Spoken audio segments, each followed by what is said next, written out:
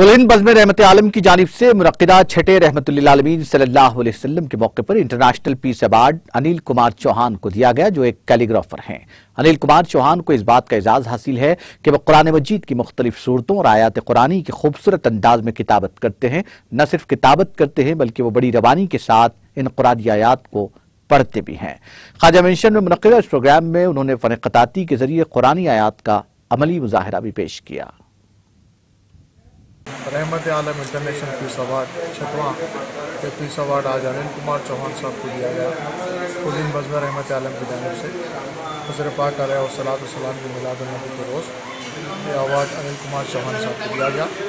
अनिल कुमार चौहान साहब कैलीग्राफी की दुनिया में एक नाम है, इंटरनेशनल फेम कैलीग्राफर है वो। उनकी आज ख़त्ताती की एग्जीबिशन भी लगाई गई, दिन भर उनकी नुमाइश भी है आज और अवार्ड भी दिया गया।